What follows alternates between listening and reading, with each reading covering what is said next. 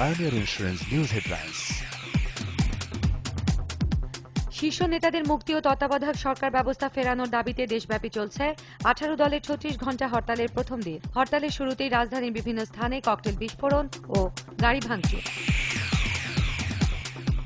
বিক্ষিপ্ত সংঘর্ষের মধ্য দিয়ে বিভিন্ন জেলাতেও চলছে 18 দলের 36 ঘণ্টার হরতাল।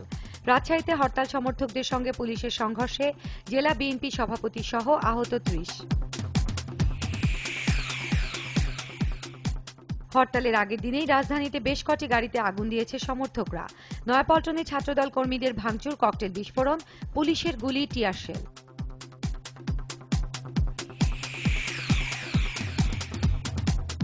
হরতাল বাদ দিয়ে বিএনপিকে নির্বাচনের প্রস্তুতি নেওয়ার আহ্বান জানালেন আওয়ামী লীগের সাধারণ সম্পাদক সৈয়দ আশরাফুল ইসলাম। নির্বাচনে অংশ না নিলে তা আত্মহত্যা শামিল বলেও মন্তব্য করেন তিনি। হরতাল অবৈধ উল্লেখ করে স্বরাষ্ট্রমন্ত্রী ডক্টর মহিউদ্দিন খান আলমগীর বলেন, 18 দলের হরতালে জনগণের সমর্থন নেই। বিরোধী দল দেশে নাশকতা সৃষ্টি করছে বলে অভিযোগ করলেন তিনি। বিনা প্রতিদ্বন্দ্বিতায় নির্বাচিত দেশের 20তম রাষ্ট্রপতি আব্দুল হামিদ অ্যাডভোকেটের শপথ আগামীকাল সন্ধ্যা 7:30টায় বঙ্গভবনে শপথ পড়াবেন প্রধান বিচারপতি মোহাম্মদ মোজাম্মেল হোসেন।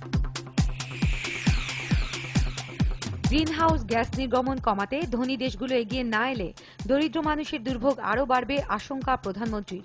বললেন, জলবায়ু পরিবর্তনের বিরূপ প্রভাবে ব্যাহত উন্নয়ন লক্ষ্যমাত্রা।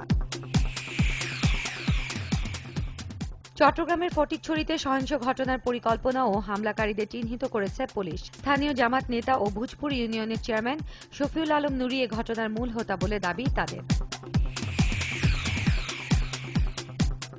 বোস্টন ম্যারাথনে সন্দেহভাজন বোমা হামলাকারী ঝোকার সারনায়েভের বিরুদ্ধে অভিযোগ গঠন করা হয়েছে।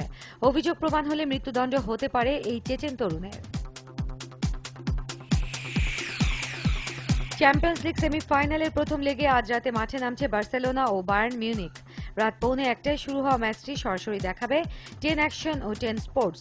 চ্যাম্পিয়ন্স লিগ পরিসংখ্যানে এগিয়ে জার্মানরা।